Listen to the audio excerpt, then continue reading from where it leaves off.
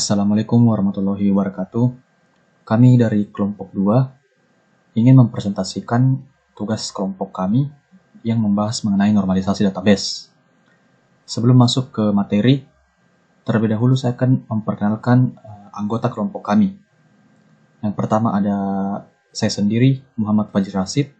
Kemudian ada Euriko Devon Burapakilaran, Septi Intan Amalia, Alika Oktaviani, Andi Muhammad Yusril, dan Fahrizal Taufik Goe. Jadi langsung saja kita masuk ke pembahasannya. Yang pertama yaitu pengertian dari normalisasi database. Normalisasi database yaitu proses pengaturan ulang desain database agar menjadi bentuk standar, sehingga dapat menghindari atau meminimalisir redundansi data. Nah, redundansi data itu apa? Redundansi data adalah duplikasi atau penyimpanan data yang sama secara berulang dalam beberapa file, sehingga nantinya data yang sama tersimpan di dalam lebih dari satu lokasi. Nantinya dengan melakukan normalisasi pada tabel database, nanti kita dapat menghindari atau meminimalisir redundansi data tersebut. Pertama-tama, kami akan memperlihatkan normalisasi dari kartu rencana studi atau KRS. Pertama-tama, sebelum membuat tabel normalisasi, kita perlu melihat terlebih dahulu bentuk dari KRS Universitas Hasanuddin. Ini merupakan bentuk dari KRS Universitas Hasanuddin yang akan dibuatkan tabel normalisasinya. Nah, pada KRS ini kita dapat melihat ada beberapa atribut seperti nama, NIM, program studi, pembimbing akademik, foto, kelas, kode mata kuliah, nama mata kuliah, SKS, ruangan, hari, waktu, serta tanggal pembuatan KRS. Nah, dengan mengetahui atribut-atribut yang ada pada KRS, kita dapat membuat tabel UNF atau tabel Unnormalized Form. Seperti ini dapat kita lihat pada tabel ini terdapat semua atribut-atribut yang ada pada KRS tadi, yaitu nama, NIM, program studi, pembimbing akademik, foto, semester, tanggal pembuatan, kelas, kode mata kuliah, ruangan, SKS mata kuliah, total SKS, hari, dan jam. Nah, untuk mengisi tabel-tabel ini, kita hanya perlu mengambil data dari KRS tadi. Nah, di sini terdapat NIM, nama yang diambil dari KRS, program studi, dan seterusnya. Kita tinggal memasukkan data dari KRS ke dalam tabel-tabel dengan atribut yang sesuai dengan data tersebut. Selanjutnya, dengan adanya tabel Unnormalized Form ini, kita dapat membuat tabel First Normalization Form dengan mengikuti syarat-syarat dari tabel normalisasi form pertama, yaitu setiap tabel harus memiliki data tunggal masing-masing. Nah, karena di sini ada tabel yang kosong, kita hanya perlu mengisinya dengan data yang sesuai pada tabel pertama, karena datanya sama saja, karena diambil dari satu KRS yang sama. Jadi tinggal di copy.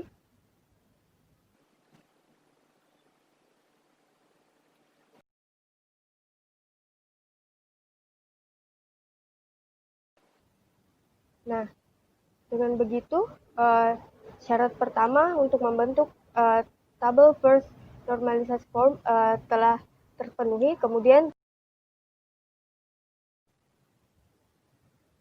kita perlu memenuhi syarat kedua untuk membuat tabel tabel normalisasi pertama, yaitu tabel harus memiliki primary key. Nah, di sini kita dapat melihat bahwa NIM cocok untuk dijadikan, bahwa atribut NIM cocok untuk dijadikan sebagai primary key. Namun karena dua baris pada NIM, data pada dua primary key sama, syarat pada primary key jika dua baris data pada primary key sama, maka tabel-tabel yang bersesuaian juga datanya harus sama. Sedangkan pada kode mata kuliah dapat kita lihat bahwa data yang bersesuaian itu berbeda, sehingga kita perlu mengambil primary key yang lain selain NIM, calon primary key yang lain selain NIM. Nah, di sini kode mata kuliah cocok untuk dijadikan calon primary key karena setiap data pada barisnya itu berbeda. Nah, kemudian setiap kedua primary key tersebut akan dipasangkan untuk membentuk dua primary key.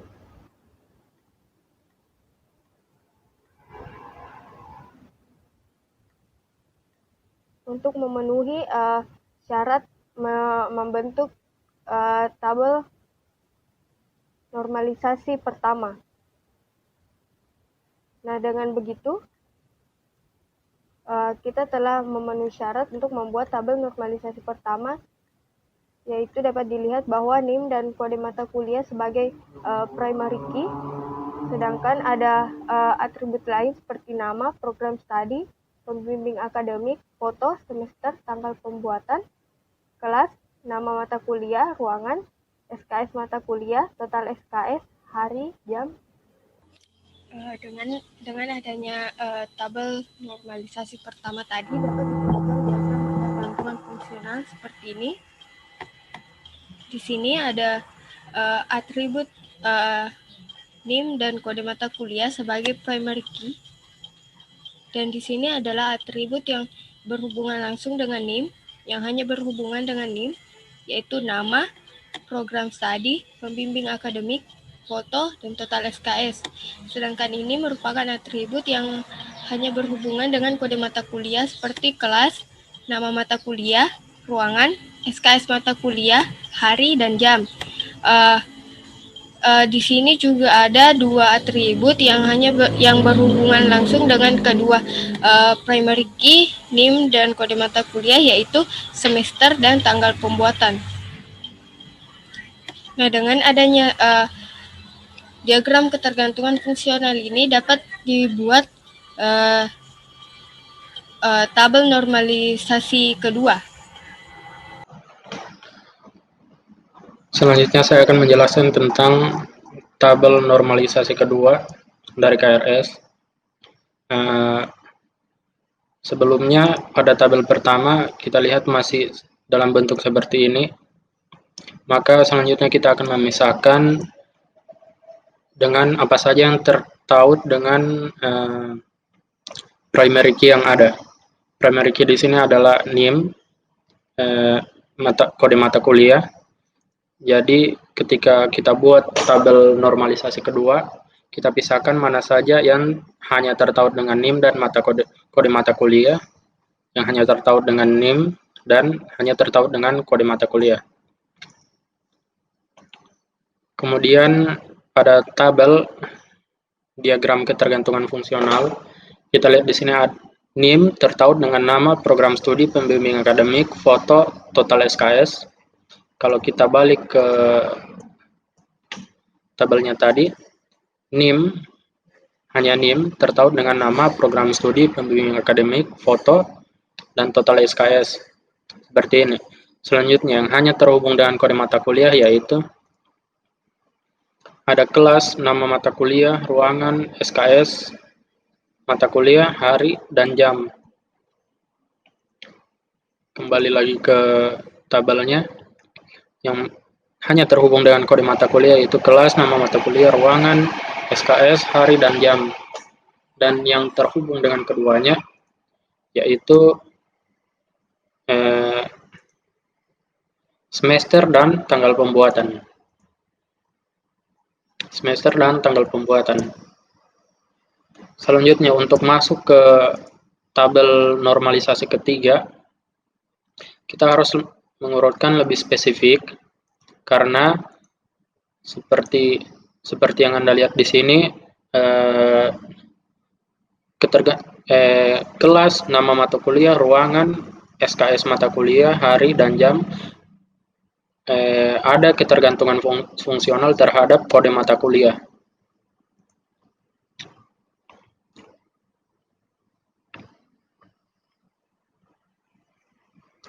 Jadi kita pisahkan lagi mana yang hanya terhubung dengan NIM dan kode mata kuliah, mana yang hanya terhubung dengan NIM dan hanya terhubung dengan kode mata kuliah.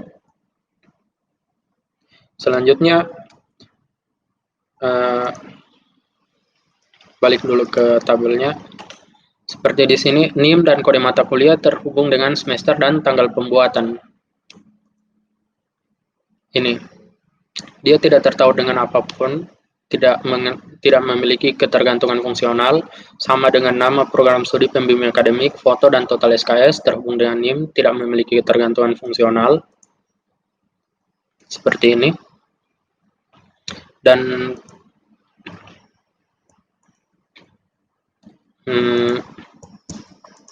selanjutnya kita buat satu persatu. Seperti kode mata kuliah, dia tertaut dengan kelas, kelas tertaut dengan nama mata kuliah, maksud saya memiliki ketergantungan fungsional. Jadi kelas kita pisahkan sendiri karena kelas merupakan tabel yang unik. Artinya isinya tidak sama dengan tidak value-nya dari kelas sendiri tidak sama dengan value-value yang lain. Maksud saya pada tabel kelas sendiri. Jadi karena kode mata kuliah memiliki ketergantungan fungsional terhadap kelas, kelas memiliki ketergantungan fungsional terhadap yang lain, jadi kelas kita pisahkan.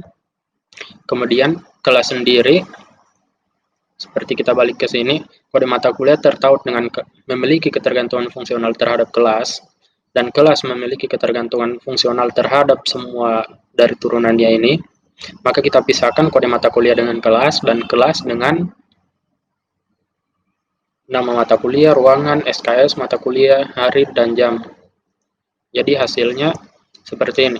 Kode mata kuliah dengan kelas, kemudian kelas sendiri tertaut dengan nama mata kuliah, ruangan, SKS, hari, dan jam. Seperti itu. Sekarang kita beralih ke tabel normalisasi dari kartu hasil studi atau KHS. Di sini ada salah satu contoh dari KHS salah satu mahasiswa yang memiliki atribut nama, NIM, fakultas, program studi, jenjang, kode mata kuliah, nama mata kuliah, hasil mutu, angka mutu, kredit SKS, dan ada mutu, serta ada juga jumlah SKS yang diambil dan IPK-nya. Untuk unnormalized form yang pertama itu kita bikin tabel-tabel seperti ini yang isinya NIM, nama, fakultas, program studi, jenjang, semester, IPS, jumlah SKS, jumlah mutu, nama mata kuliah, kode mata kuliah, hasil mutu, angka mutu, kredit SKS, dan mutu. Nah, dari KHS sebelumnya kita tahu data-data yang ada di KHS kita masukkan ke dalam tabel-tabel yang sudah dibikin tadi, dan untuk nama-nama yang sama seperti NIM, nama fakultas, program studi, jenjang, semester, IPS, jumlah SKS, dan jumlah mutu sama karena mata kuliah di sini itu memiliki satu nama dari KHS yang tadi.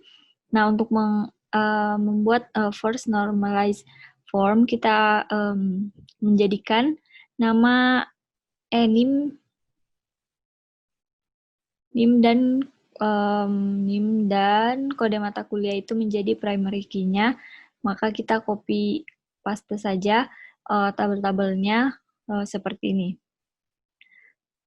Kode mata kuliah dan NIM sudah menjadi primary key, dan selanjutnya tinggal memasukkan data-data seperti yang ada di KHS sebelumnya. Lalu kita bisa melihat diagram ketergantungan fungsional atau KF dari KHS ini. Di sini ada primary key, NIM, dan kode mata kuliah, dan di sini ada nama mata kuliah yang merupakan ketergantungan fungsional penuh terhadap kode mata kuliah. Dan di sini ada nama fakultas program studi, jenjang, jumlah SKS, jumlah mutu, dan IPS yang merupakan ketergantungan fungsional penuh terhadap NIM.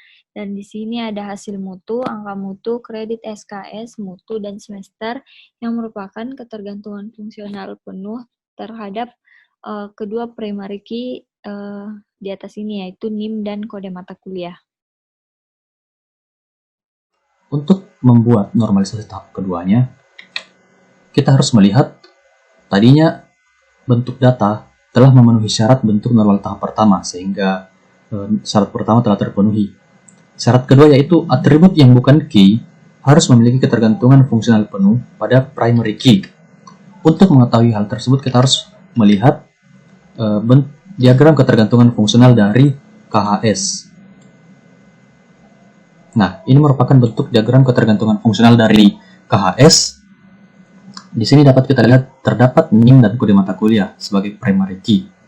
Kemudian ada atribut, yaitu nama, fakultas, program studi, jenjang, jumlah SKS, jumlah mutu, dan IPS yang memiliki ketergantungan fungsional penuh terhadap NIM.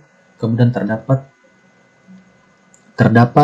atribut nama mata kuliah yang memiliki ketergantungan fungsional penuh terhadap kode mata kuliah. Dan terdapat beberapa atribut, yaitu hasil mutu, angka mutu, kredit SKS, mutu, dan semester yang memiliki ketergantungan fungsional terhadap kedua primary key ini. Nah, dari ketergantungan fungsional ini kita bisa membuat normalisasi tahap keduanya, yaitu seperti ini. Jadi terdapat hasil mutu, angka mutu, kredit SKS, mutu, dan semester yang memiliki ketergantungan fungsional terhadap kode mata kuliah dan NIM, sehingga kita membuatkan tabelnya tersendiri. Kemudian terdapat nama mata kuliah yang memiliki ketergantungan fungsional terhadap primary key kode mata kuliah. Kemudian terdapat atribut nama, fakultas, program studi, jenjang, IPS, jumlah SKS, jumlah mutu yang memiliki ketergantungan fungsional penuh terhadap NIM. Selanjutnya dari tabel normalisasi kedua yang sudah dijelaskan tadi, kita akan membuat tabel normalisasi ketiga dari KHS. Dari KHS sendiri, pada diagram ketergantungan fungsional dari KHS, NIM tertaut dengan nama, fakultas, program studi, jenjang, jumlah SKS, jumlah mutu, dan IPS. Dan kedua ini, NIM dan kode mata kuliah tertaut dengan hasil mutu, angka mutu, kredit SKS, mutu, dan semester. Kode mata kuliah sendiri hanya tertaut dengan nama mata kuliah. Karena kan tabel fungsional ketiga, syaratnya adalah tidak memiliki ketergantungan fungsional, yaitu ketergantungan fungsional sendiri di sini kita dapat lihat atau dalam diagram berikut masih ada ketergantungan fungsional, yaitu fakultas, maksud saya program studi memiliki ketergantungan fungsional terhadap fakultas, dan program studi memiliki ketergantungan fungsional terhadap jenjang. Jadi pada tabel normalisasi ketiga kita akan pisahkan kedua ini, sedangkan hasil mutu memiliki ketergantungan fungsional terhadap angka mutu. Kita mulai dari NIM dulu. Yang hanya terhubung dengan NIM tadi ada ini, nama program studi IPS, jumlah SKS, dan jumlah mutu. Nama, jumlah SKS, mana? Nama program studi IPS, nama program studi IPS, SKS, dan jumlah mutu. Dia hanya tertaut dengan nama program studi, jumlah SKS, jumlah mutu, dan IPS. Selanjutnya, program studi hanya memiliki ketergantungan fungsional terhadap fakultas, jadi kita pisahkan program studi. Oh ya, program studi ini memiliki ketergantungan fungsional terhadap fakultas dan jenjang. Jadi pada tabelnya kita pisahkan program studi memiliki ketergantungan fungsional terhadap fakultas dan jenjang. Jadi kita pisahkan, kita buat dia menjadi tabel sendiri. Dan selanjutnya pada NIM dan kode mata kuliah tadi memiliki hasil mutu memiliki ketergantungan terhadap angka mutu. Selanjutnya kita pisahkan lagi bahwa hasil mutu memiliki ketergantungan fungsional terhadap angka mutu. Karena dari syarat membuat tabel normalisasi ketiga ini, syaratnya adalah dia tidak memiliki ketergantungan fungsional. Karena kita telah pisahkan, jadi masing-masing tabel sudah tidak memiliki ketergantungan fungsional terhadap tabel yang lain. Jadi sampai di sini tabel 3 sudah berhasil dibuat. Baik, di sini saya akan menjelaskan contoh terakhirnya dalam membuat database, yaitu transkrip. Jadi saya akan menjelaskan saja dari NNF, satu NNF, dan diagram KF dari database transkrip. Jadi di transkrip ini bahwa ada atribut-atribut dari terdapat dari NIM, ada nama, ada fakultas, ada program studi, jenjang, tahun masuk, IPK, total SKS, total mutu, nama mata kuliah, kode mata kuliah, hasil mutu, angka mutu, kredit SKS, dan mutu. Jadi berbeda sebelumnya dari KRS dan KHS, dan transkrip ini ada berbeda dengan IPK, dan tahun masuk, dan total SKS, dan total mutu, dan juga ini berbeda juga, ya. Sekarang kalau UNF itu dari ini dia terdapat dari satu saja ini, dari NIM sampai total mutu, dia terdapat di UNF. Itu tidak normal ya itu. Kalau ketika saya mau ambil dari fakultas, nah ini misalnya saya mau fakultas dari primary key, nah, sehingga ini tidak bisa dijadikan primary key karena ini ada berhubungannya dengan atribut variabel ya dari ini. Ya, jadi kita akan mengambil dari primary key itu dari NIM dan kode mata kuliah akan diambil jadi primary key, sehingga nanti akan terbuktikan dari NIM sampai total mutu akan munculkan dengan sama nama dari yang akan ambil dari database data-data atribut dari tersebut. Nah, ini sudah saya bilang dari NIM dan kode mata kuliah itu adalah primary key-nya. Kalau ini sudah dia disatukan dari data-data atribut-atribut dari nama data tersebut, sehingga nanti akan terbentuknya dari seperti ini, ya. Dari hasil mutu, angka mutu, kredit SKS, dan mutu itu akan bergantung nanti nilainya dari apa, seperti itu, ya. Jadi dijelaskan sebelumnya sudah dijelaskan dari KRS dan KHS. Nah, sekarang untuk diagramnya. Jadi diagram itu dari ketergantungan fungsional. Dan terdapat dua ini, ada kotak ini yang disebut itu ada dua itu atribut-atribut dari NIM, dan juga ada kode mata kuliah yang disebut primary key-nya. Nah, kalau terdapat NIM ini yang sudah dijelaskan, ada NIM ini termasuk dari atribut-atribut dari nama, fakultas, program studi, jenjang, tahun masuk, total SKS, total mutu, dan IPK. Nah, sekarang ini kalau program studi. Jadi program studi ini dari setiap beberapa kita ambil dari atribut utama yang misalnya ada satu fakultas itu ada 8 atau lebih. Nah, ini kita ambil dari program studi apa kita pilih dari ini. Misalnya, saya itu dari ilmu komputer. Nah, fakultasnya di mana? Fakultas WIPA. Jenjangnya dari S1. Nah, di S1 ini dia terdapat, maksudnya dia daftar dari mana dia? Apakah di S1, apakah S2, seperti itu. Itu disebut, itu setiap dari data normalisasi seperti itu. Misalnya ini kan misalnya studi kimia. Nah, fakultas IPA. Nah, kita sudah tahu ini satu fakultas begitulah. Tetapi program studi itu berbeda karena dia berbeda data dari pilih dia tersebut. Sedangkan untuk kode mata kuliah, dia ada nama mata kuliah yang tergantung dari nama mata kuliah itulah, dari kode mata kuliah ini tersebut. Sehingga kalau ini berhubungan dengan 2, ini kode mata kuliah akan termuncul dari atribut tersebut ada 4. Yang pertama hasil mutu, kemudian angka mutu, kredit SKS, dan mutu. Nah, untuk kalau hasil mutu ini kan primary key-nya, dan sehingga nanti akan memuncul dengan angka mutu. Tetapi nanti akan bergantung dari nilai-nilai dari atribut tersebut.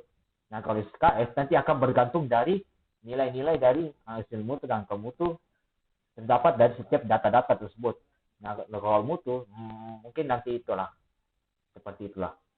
Oke, sekian dari saya. Nanti akan dilanjutkan dari teman saya dari 2NF dan 3NF.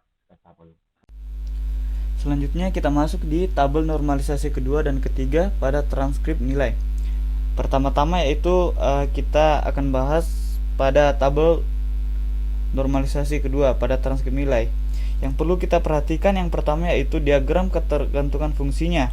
Nah, kita lihat di sini NIM memiliki atribut nama, fakultas, program studi, jenjang, tahun masuk, total SKS, total mutu, dan IPK yang memiliki ketergantungan fungsi terhadap NIM.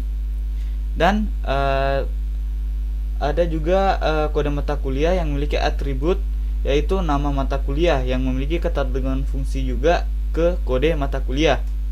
Nah, NIM dan kode mata kuliah ini memiliki atribut hasil mutu, angka mutu, kredit SKS, mutu yang memiliki ketergantungan fungsi terhadap NIM dan kode mata kuliah. Nah, dari diagram ketergantungan fungsi ini kita bisa lihat tabel normalisasi keduanya. Nah, yang berwarna hijau ini adalah primary key. Nah, kita bisa lihat atributnya yaitu hasil mutu, angka mutu, kredit SKS, mutu yang memiliki ketergantungan fungsi terhadap NIM dan kode mata kuliah. Seperti juga pada tabel yang kedua ini memiliki beberapa atribut yang memiliki ketergantungan fungsi terhadap NIM. Dan yang terakhir yaitu kode mata kuliah yang memiliki atribut yang bernama nama mata kuliah yang memiliki ketergantungan fungsi terhadap kode mata kuliah. Nah, selanjutnya kita masuk ke tabel normalisasi ketiga.